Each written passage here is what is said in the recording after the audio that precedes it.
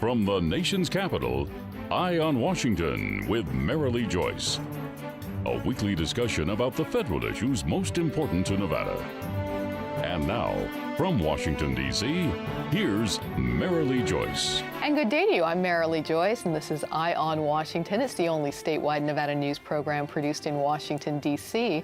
Every week, Eye on Washington takes you straight to Capitol Hill for a discussion with Nevada's delegation and other leaders about the federal matters that matter to you. Today's topic, water nowhere? The drought crisis in Nevada and across the West. My guest today says he's leading efforts on the Hill to help end the great water shortage, and he is Nevada U.S. Senator Reid. Thanks so much for being here today. So glad to be with you. Good to see you again, sir. Well, today on Eye on Washington, we're going to learn the severity of the drought problem. We're going to look at the senator's many efforts on the Hill to turn things around for Nevada and across the West. And then later in the show, we're going to look at another Nevada crisis, the growing problem of homelessness. Well, all are part of 10 counties around Reno are in severe drought. Lake Mead has suffered a 130-foot drop in its surface level the past 16 years. The Colorado River was expected to see a 74% average flow average in April. That's down from 80 just a month before.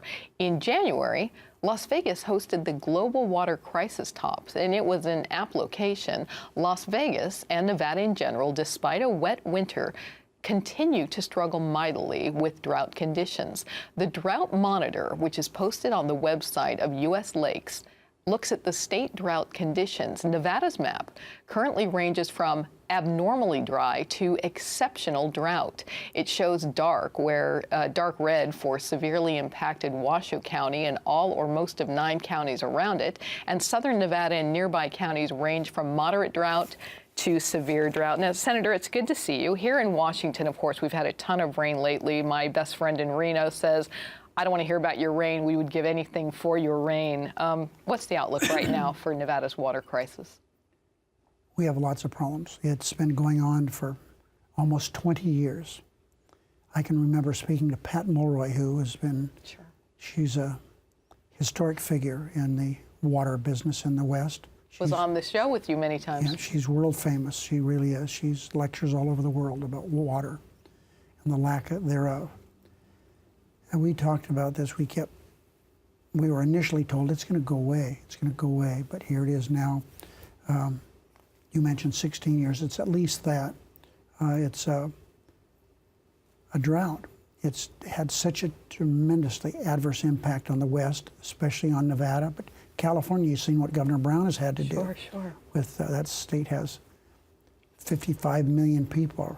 It's was that right? I think it's it's about 40 million people, but a lot of people anyway. Sure. And they're desperate for water, and that's the breadbasket of the world.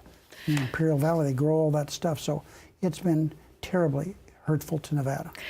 You've been on my statewide program many times to talk about the drought and water issues in general over the years. What have you seen in recent years about the severity? Well, we have Lake Powell, who they suggested 5 years ago was going to go dry. Lake Powell is the largest man-made lake in America. Mm-hmm. It used to be bigger than Lake Mead. It's the reservoir for Lake Mead, and it was about to go dry. It's doing a little better now. We've had some snowpack in the upper Colorado, but when we have an average, so-called average snowfall, moisture, it evaporates now because of the long-standing conditions we have. So that's a problem. We have massive wildfires that have been created in Nevada. We have the sage grouse because of the fires. Now they're talking about listing the sage grouse, which is going to interfere with mining. It's going to interfere with ranching. It's going to interfere with developers. We've done lots of stuff, spent huge amounts of money on the Colorado. We get most of our water out of the Lake Mead for southern Nevada. And we've had to line ditches. We've had to bank water for Arizona. We have done all kinds of things to try to alleviate the water shortage that we have in southern Nevada, and it hasn't worked out very well. You know, speaking of that friend I mentioned, she's in Reno, and so I hear a lot about the crisis in Washoe, where it's, I guess, it's probably the worst. There aren't any really good counties in general, but Washoe's really suffering. But statewide, what are some conservation efforts that are going on that you like? Well, what we've done with the water settlement, took 20 years. It was legislation that I wrote here, and it passed. It had involved 2 Indian tribes, 2 endangered species. We had a lake that was a very unique lake that was going dry, Pyramid Lake. Sure. That we've been able to do a lot to alleviate that problem. We have another, there are only 21 desert terminus lakes in the world. 2 of them are in America. They're both in Nevada, Walker Lake and Pyramid Lake. And I have devoted a lot of my last 4 or 5 years here in the Senate to saving Walker Lake, and I think we're on the way to saving Walker Lake. So those are some of the issues that we've worked on, and there's many, many others. We have in southern Nevada, we've replaced much of the lawn.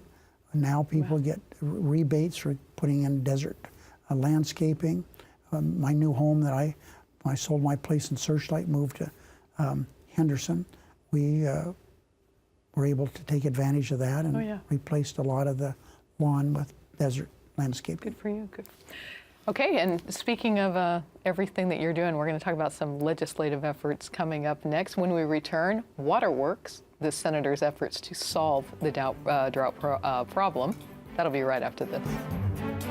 You're watching Eye on Washington with Marilee Joyce, brought to you by Caesars Entertainment, Las Vegas Sands Corporation, the Regional Transportation Commission of Washoe County, Las Vegas Convention and Visitors Authority, the Regional Transportation Commission of Southern Nevada, Jim Marsh Automotive, the Rogich Communications Group, and by Champion Chevrolet Reno. Safety. We all think about it. You think about it when he buckles in, when you check your mirrors and put away your phone. RTC thinks about safety too. In fact, we create it. Center turn lanes mean fewer blind spots. Bike lanes keep cyclists and you safe. Roundabouts reduce injury collisions, and all these crosswalks are designed to keep families like yours safe. Safety is your priority, and it's ours too. Every day, in everything we do. Want more federal news that affects Nevada, its businesses, and its residents? Then you need to subscribe to Nevada's Washington Watch newsletter, your sole source of online news direct from Washington, D.C. Visit joycecommunications.com and subscribe today. All of us at Caesars Entertainment have something we want to say. Play responsibly. Play responsibly. We don't want you to gamble if you've had too much to drink. You shouldn't gamble if you're lonely or depressed. And if you're under 21, you're not allowed to play. No, no, no. No matter which of our casinos you come to, our message is always the same. Play responsibly. Play responsibly. Play responsibly. We know you're coming to our casinos to have a good time, and we always want you to leave feeling like you did. Hart, what's going on? I'm leaving. Why? What did I do? Not enough. The pressure's too much. I quit. I get it. I can do better. Just please don't leave. Don't let your heart quit on you. Get your uncontrolled high blood pressure to a healthy range before it's too late. Help Nevada Humane Society save the lives of orphan kittens by becoming a foster care volunteer. Over 2,000 kittens a year need temporary care. These kittens need food and personal attention until they're old enough for adoption. Foster care is fun, rewarding, and truly saves lives. I love fostering. I have fostered almost 50 kittens so far, and it is so rewarding. If you can foster kittens for a few weeks, we can find them homes for life. To learn how you can become a foster care volunteer, call or visit Nevada Humane Society. And welcome back to Eye on Washington and our look at the war on the severe drought. My guest today is Nevada U.S. Senator Reid.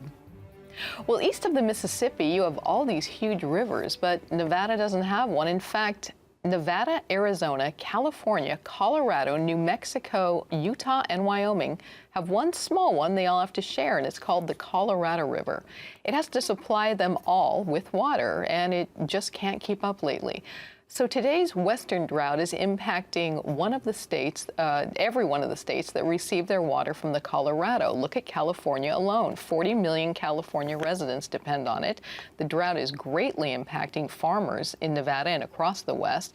That means food shortages and higher prices at the grocery store, for just one example. A little good news on all this came in late April when the Senate adopted the Reid Water Management Amendment to the Energy and Water Appropriations Bill. The amendment supports innovative water conservation projects in the Colorado River Basin. The senator says the aim is to help ensure that every bit of water from the Colorado River is used as efficiently as possible. And as Senator, with Nevada in a drought for 15 years, no real relief in sight, how does your amendment help give Nevada and other western states the tools they need? Well, I can't take all the credit in the world for that. I had help with Dean Heller. He was very good in helping us get that done. Basically what it says is that if we come up with some new ideas, we'll be able to come up with some new ideas, a way of conserving water. And if you do that, there's some impact on how we save money saves money. That's what it does.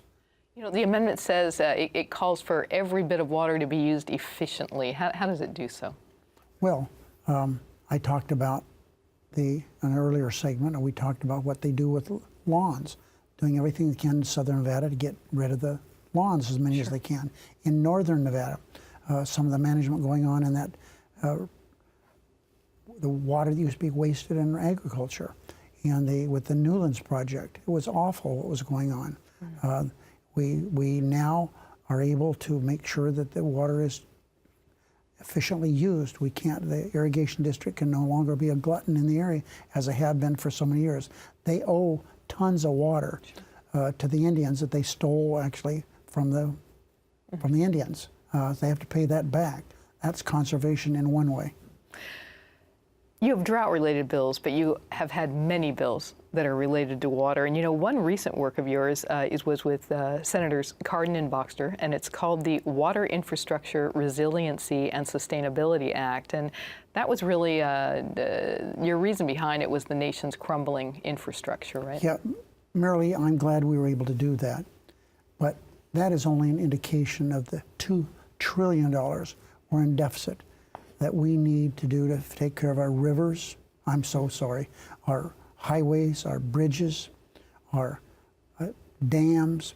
It all needs to be done. We are so far behind, and you have Washington, D.C., these old pipes, some of them go back to Civil War, and we have leaks here all winter long when it freezes. It even happens in the summer. That's the way it is all over the country. In Atlanta, Georgia, I had one of the mayors testify at a hearing I held a number of years ago. He said, I'm going to be so glad when my job's over, because it's only a question of time until Atlanta's in desperate trouble. Crisis problem with its water system. The pipes are old. Some of them aren't even. Some are made out of clay. So it's New York, every place, the same problem with infrastructure, and that's what this legislation will help address. So this would address much of it, and you're saying a lot more would need to be done? Oh, this is just a step in the right direction. There's so much more needs to be done. So much more needs to be done. Are other things being proposed? Well, to be honest with you, it's getting hard to do because my Republican colleagues aren't willing to spend any money on it. So that's the situation we have. For every $1 billion we spend in infrastructure, we create 50,000 high-paying jobs. And there's a lot of lower-paying jobs spin off from that. We need to spend more money because it's good for the economy, and it would help not only help the economy with jobs, but also help this peace and safety of our whole United States. In other water news, you met recently with Mr. John Ensminger of the Southern Nevada Water Authority, and you talked about ways to manage water supplies. Isn't that right? Yeah, we've been working with him. He's the replacement of Pat Morroy. We've been working on this for decades, at least 2 decades, because when the water was allocated on the Colorado River, as you've indicated, this little river, and maybe little, but it's mighty. But we have the dams now, so it doesn't overflow like it used to with the floods. But we've been doing everything we can to figure out a way that we can get maximum efficiency out of that, because most of the water goes to California. They've been using more than they should. Now we're trying to rein that back. Arizona, we've got a good deal with them. They still can't use all the water that has been allocated to them, but they have been willing to work with us, and we have a water banking system that we're using with them, that when we are in a drought situation, emergency situation, I should say drought, the water that we banked, they'll allow us to pull that out of the ground. Finally, before we close out this segment, we are running out of time, but I can't let water part of the show in without talking about Lake Tahoe. That's always a big issue of yours, and I think we're another anniversary coming up this summer, your Lake Tahoe Restoration Summit. What are we now, 20 years? This will be the 20th year, and it's going to be a blockbuster. What are you going to do? We are not ready to make the announcement yet, but it is going to be stunning. You sure you don't want to make it here on this show? No, I'm sure I don't, but all right. It is going to be, I would ask everybody to take a look at August 30th. Okay. At Lake Tahoe, it's going to be not only national, it'll be international news. You know, when you had that, you invited and had as your guest President Clinton, Vice President Gore, his EPA head, and 3 cabinet secretaries, and you and the leaders of California, and it was a big deal. We've done a lot in the 20 years since I started that. We've spent more than $1 billion in the Lake Tahoe Basin, and it's a lake. Water is more clear. The clarity has been coming back. It's been, we've just done so much to stop the situation we're having there with pollution. We still have a problem with fires, and I'm worried about that, especially with fire season approaching. And when we return, we're going to shift topics to another Nevada crisis, and that's homelessness across the state and the senator's work to help end it. And that's right after this. Nevada's direct link to Capitol Hill. Eye on Washington with Marilee Joyce. The only statewide Nevada news show based in Washington, D.C. All the top federal matters that matter most to Nevadans. Marilee talks with our congressional delegation and other leaders about the federal news you need to know. Eye on Washington with Marilee Joyce. Nevada's Eye on Capitol Hill. Safety. We all think about it. You think about it when he buckles in, when you check your mirrors and put away your phone. RTC thinks about safety too. In fact, we create it. Center turn lanes mean fewer blind spots. Bike lanes keep cyclists and you safe. Roundabouts reduce injury collisions. And all these crosswalks are designed to keep families like yours safe. Safety is your priority, and it's ours too. Every day, in everything we do.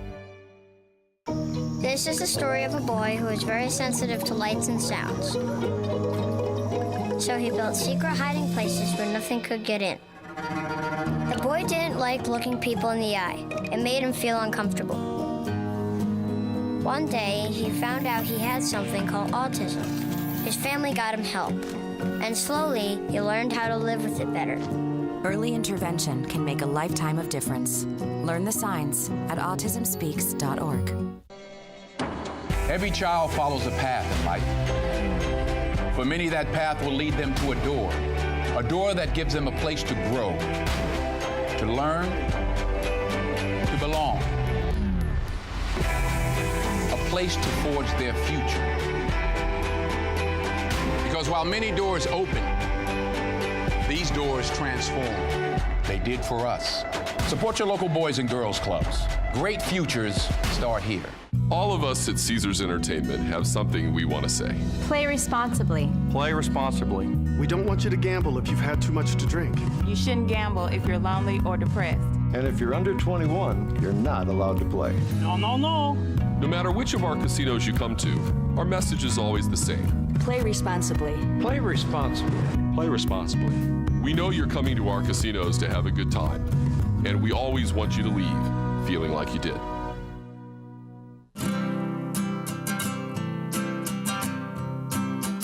Every day across America, excess food is gathered by a network of good people at local food banks, giving hope to millions of children who struggle with hunger. They've earned their wings, and you can too. Together, we can solve child hunger. Support Feeding America and your local food bank at feedingamerica.org.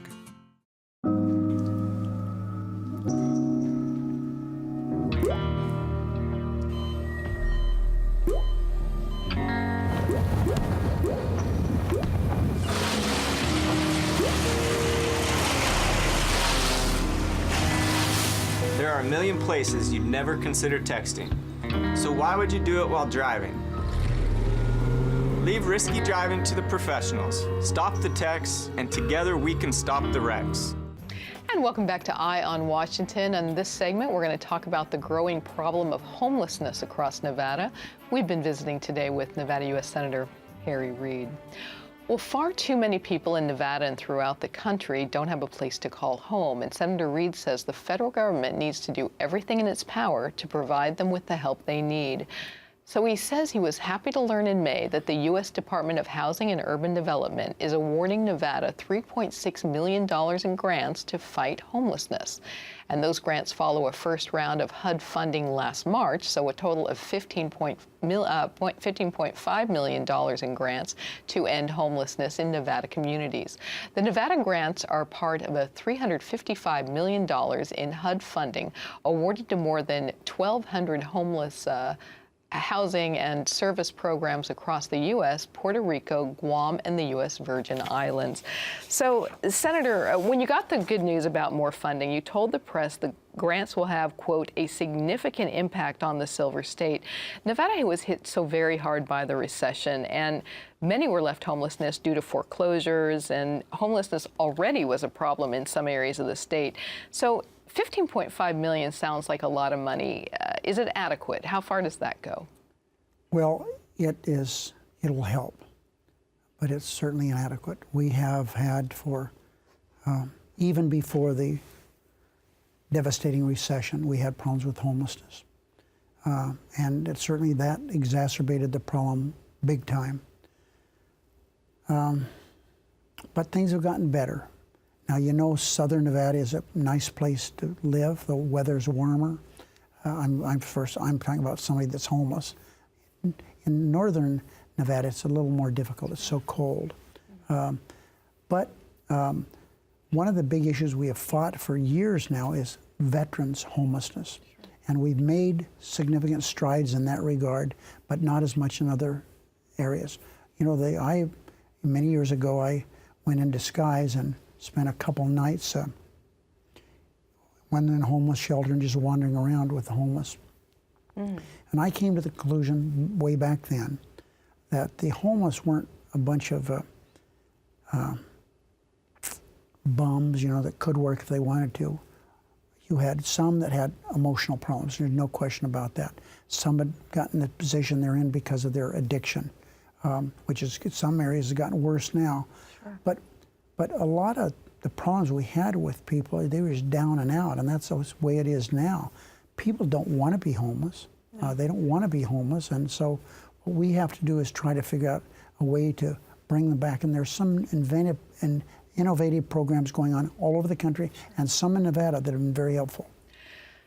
Yeah, I'm glad you brought up the homeless veterans. I was going to mention that. Another homeless worry I've covered here on this show as well, and that I'm certain is a concern of yours as well, is that statistics find that Nevada rural community, the homeless are in desperate need of help, but they're not coming forward to get it. And the reports on this say there's a different sense of, maybe I guess the word would be pride in the rural communities. It kind of prevents them from letting themselves reach out for help. You know, how do we reach these people? Well, I don't think the homeless people in Las Vegas and Reno and other places have any less pride than oh, no, not at all.